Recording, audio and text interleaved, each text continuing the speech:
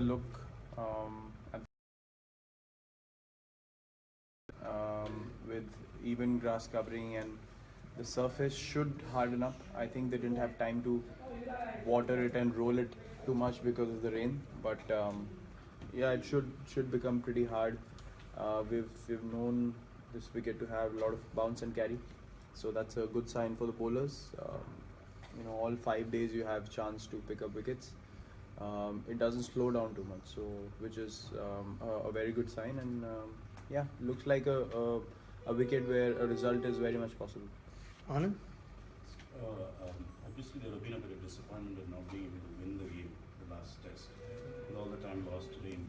But was there also a little bit of satisfaction of playing in a test match that the opposition really pushed you, and it felt like a contest in the last time? Yes, turned out to be more challenging on day 5. We have spoken about. We know that we had the upper hand throughout. We know that if we had play on day 4, we would have probably wrapped up things the way we were going. Momentum was with us. That's one of the very good examples of momentum, how it plays a massive factor in cricket. Be it any format of the game, especially in Test cricket. I mean, if you have momentum in a session, like you just saw with the Test match in England as well, Pakistan going really well, and then one session can change the whole game. That's what momentum does, and that can only be attained by consistent cricket. We did that over a period of 3 days. We got the momentum. Day 4 we were dominating, and then again you don't have control over conditions. But day 5, yeah, it was a very good batting effort by West Indies. I think they applied themselves really well. Not taking anything away from our bowlers, I think they tried their best. Sometimes when the wicket doesn't have much assistance, very rarely do you see the ball not reversing, not having conventional swing and the wicket slowing down. So when these 3 things come together, it's very difficult to take a wicket, and especially when the batsmen are also applying themselves as well as the West Indians did. So yeah, it was good. It was a really good test for the bowlers, knowing that these situations will come up again. So we have taken positives and learnings from day 5, and we'll surely apply those going forward in these tests. Vishal? Virat, is there an update on Murli Vijay and being fit, and also if he is, where does that put Rahul and this team? See, cricket is a very uncertain game at times. Injuries are not in anyone's hands, and even in the IPL, when I remember one game where Mandeep Singh was fit and was to play, and while I was at toss, he split his webbing, and KL got a chance, and he hasn't looked back since. So and then we conveyed to Mandeep that unfortunately it was an injury. Can't be nothing can be done about that. So we need to look at the balance of the side. Good thing is all 3 openers are playing well. Bad thing is that it's to choose between 3, you only can choose 2. So that is a call that we need to take as management today, and we'll sit down on it. But these things are not in anyone's control. If you get injured, you're playing well. That's why they say injuries can really upset people and bring them down. But the good thing is Vijay's been in a good headspace, and he's practicing well. He's back to the nets. He's back to fielding as well. So we'll take a call on that. We still have to discuss that. So, Question on the same lines. Are you looking to retain the same bowling combination for this test as well? So again, that is something that we will touch upon. Obviously, we speak about these things post practice, before game day, and this is one area that we need to discuss as well. What are our best bowling options on a wicket like this? Who's fit enough to do the job? What the team requires them to do. So, as I've said before, this team is always up for changes according to conditions, and that is something that will be in consideration as well. We'll sit down and talk about the combination post practice. Chetan? Virat, you spoke about how it was slightly easier on day 5 than the last test, and the ball was not doing much, and like nobody was doing different factors. So when that happens, you're somebody who likes to obviously use 5 bowlers, but at the same time give them shots. Can you explain your thinking about, okay, now I need to spin around, I need to put Shami on, somebody like Yadav, Umesh on, or Dishant on? What is your thinking about each bowler, putting them on? per the weaknesses of the batsman or their strengths because they're batting so well, or sometimes is it about the conditions you think, okay, the ball might be doing this right now, the ball might be doing that? Can you explain that? Yeah, I feel captaincy is a lot about instinct and gut feel of the whole situation and the skill that your bowler has versus the skill that the batsman possesses who's playing against him. So you can guess. I mean, as a batsman, I try to read the other batsmen in terms of who they're comfortable against as bowlers and who they're finding it difficult to face. So what you do is when you want a wicket, when you want an aggressive spell, you bring that guy on who the batsman is least comfortable facing. And from the other end, you look for control, someone who can put pressure and not give runs away. We tried a lot of things on day 5. As I said, cricket is a game of uncertainties. Anything you try, sometimes it does not work. It will not be executed every time that you try it. But more often than not, if you are looking to read the whole situation of the game, you will end up executing those things because you're aware of what's happening. You're not taking a chance.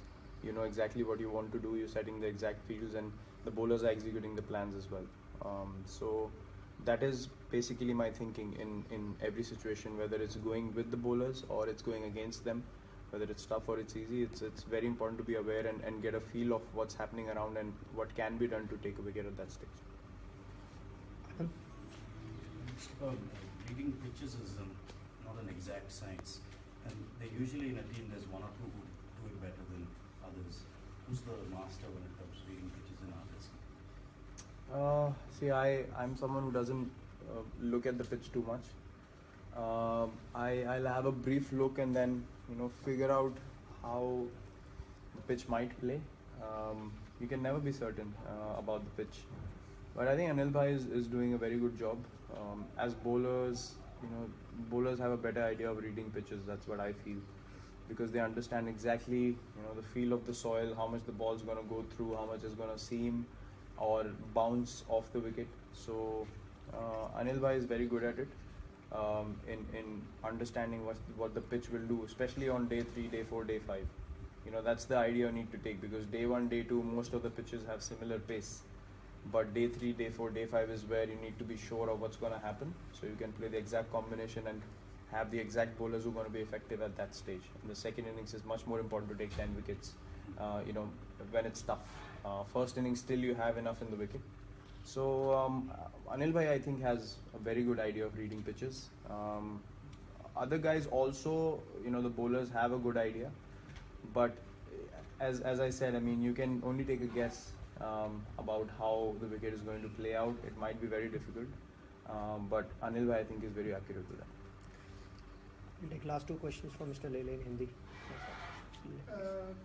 जीत एक team को कुछ सिखा जाती है, लेकिन बाहर के लोग सोचते हैं कि ड्रॉ हो गया तो कुछ सीखने को नहीं मिलता, लेकिन क्या आप कहोगे कि लास्ट मैच में बहुत कुछ सीखने को मिला?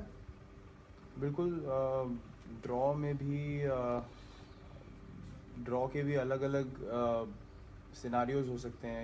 एक ड्रॉ होता है जहां आप सर्वाइव करके ड्रॉ कर रहे हैं, एक ड्रॉ होता है जहां दूसरी टीम ने सर्वाइव करके ड्रॉ किया. तो आई थिंक हम सेकंड वाली पोजीशन में थे और उससे हमें काफ़ी पॉजिटिव्स लेने चाहिए आगे की गेम के लिए, कि अगर हम विकेट में जितना असिस्टेंस था डे 5 में, उससे हमें अगर 10-15% भी ज़्यादा मिलेगा तो भी नो कि हम लोग सिचुएशन में वो सेशंस में और वो सिचुएशन में दोबारा ऊपर रहेंगे.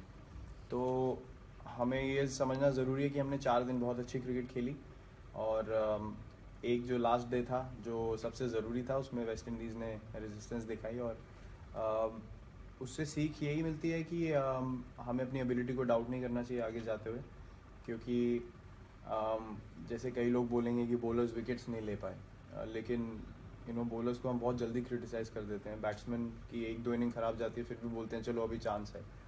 तो आई थिंक एज बॉलर्स सबको रियलाइज़ हुआ है कि हमने 36 विकेट्स लिए हैं 4 इनिंग्स में, और आगे भी हम we are good enough to take हर मैच में 20 विकेट और मैच जिता सकते हैं. तो वो अभी अच्छे जोन में, अच्छे कॉन्फिडेंस में, और हमने ये बात करी कि उस ड्रॉ से ये समझें कि कौन सी टीम ऊपर थी, और वो चीज़ हम उस चीज़ के लिए हमने कल डिस्कशन भी करी और उस चीज़ से हम काफ़ी अवेयर हैं कि आगे जाते हुए हमें वैसे ही क्रिकेट खेलनी है. Last question. विराट सैटरडे को प्रैक्टिस होने वाली थी, लेकिन घमासान बारिश हुई और प्रैक्टिस कैंसिल। ऐसे वक्त क्या दुनिया देखती है, आप भी देखते हो ओलंपिक्स में क्या चल रहा है, और आपका फेवरेट इवेंट क्या है? बिल्कुल, ओलंपिक्स हम लोग रोज़ शाम को जब भी मतलब थोड़ा टाइम मिलता है तो हम लोग फॉलो कर रहे हैं अभी। और मेरा फेवरेट इवेंट, मुझे स्विमिंग बहुत पसंद है, डाइविंग पसंद है, ऑब्वियसली ट्रैक एंड फील्ड तो सबका मोस्ट फेवरेट इवेंट रहता है। और अभी हम लोग बात भी कर रहे थे कि हम 14th को ट्रैवल करेंगे, तो bolt is running on the 14th, तो हम लोग मिस नहीं करना चाहते, तो वो टाइमिंग्स फिगर कर रहे थे। तो कई लोगों के पास पहले से ही टाइमिंग है कि हम इतने बजे लैंड करेंगे, इतने बजे होटल पहुंचेंगे और जाते ही देख सकते हैं। तो ऑब्वियसली आई मीन ऐसा event as athletes, obviously we are not Olympic athletes, but as athletes keen interest रहता ही है ऐसे इवेंट में। और 15 दिन का इवेंट है और इससे बड़ा होता नहीं है कुछ, तो उसकी एक्साइटमेंट एक अलग ही होती है। Thank you.